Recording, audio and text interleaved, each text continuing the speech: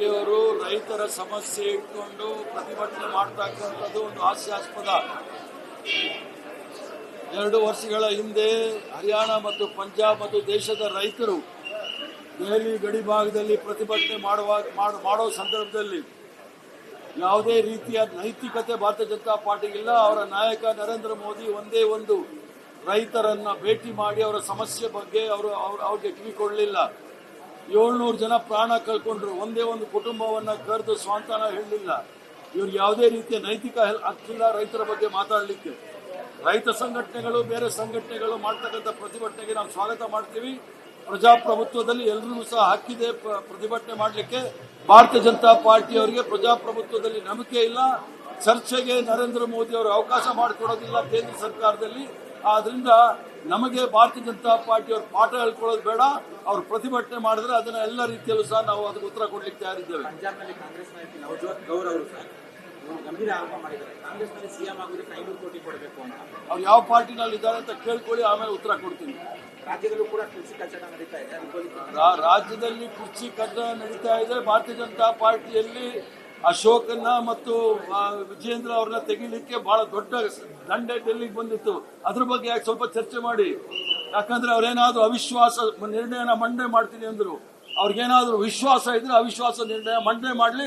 ಅದಕ್ಕೆ ಪೂರ್ಣ ವಿಶ್ವಾಸದಿಂದ ನಾವು ಉತ್ತರ ಕೊಡ್ತೀವಿ. ಇವರು ರೈತರ ಸಮಸ್ಯೆ ಇಟ್ಕೊಂಡು ಪ್ರತಿಭಟನೆ ಮಾಡ್ತಕ್ಕಂಥದ್ದು ಒಂದು ಹಾಸ್ಯಾಸ್ಪದ.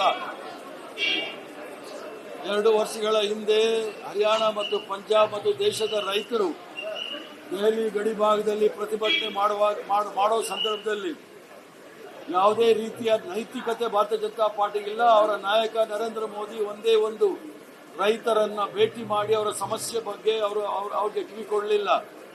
700 ಜನ ಪ್ರಾಣ ಕಳ್ಕೊಂಡ್ರು. ಒಂದೇ ಒಂದು ಕುಟುಂಬವನ್ನ ಕರೆದು ಸ್ವಾಂತನ ಹೇಳಲಿಲ್ಲ.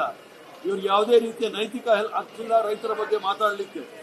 ರೈತ ಸಂಘಟನೆಗಳು ಬೇರೆ ಸಂಘಟನೆಗಳು ಮಾಡ್ತಕ್ಕಂಥ ಪ್ರತಿಭಟನೆಗೆ ನಾವು ಸ್ವಾಗತ ಮಾಡ್ತೀವಿ. ಪ್ರಜಾಪ್ರಭುತ್ವದಲ್ಲಿ ಎಲ್ಲರಿಗೂ ಸಹ ಹಕ್ಕಿದೆ ಪ್ರತಿಭಟನೆ ಮಾಡಲಿಕ್ಕೆ. ಭಾರತೀಯ ಜನತಾ ಪಾರ್ಟಿಯವರಿಗೆ ಪ್ರಜಾಪ್ರಭುತ್ವದಲ್ಲಿ ನಂಬಿಕೆ ಇಲ್ಲ. ಚರ್ಚೆಗೆ ನರೇಂದ್ರ ಮೋದಿ ಅವರು ಅವಕಾಶ ಮಾಡಿಕೊಡೋದಿಲ್ಲ ಕೇಂದ್ರ ಸರ್ಕಾರದಲ್ಲಿ. ಆದ್ರಿಂದ ನಮಗೆ ಭಾರತೀಯ ಜನತಾ ಪಾರ್ಟಿಯವರು ಪಾಠ ಹೇಳ್ಕೊಳ್ಳೋದು ಬೇಡ.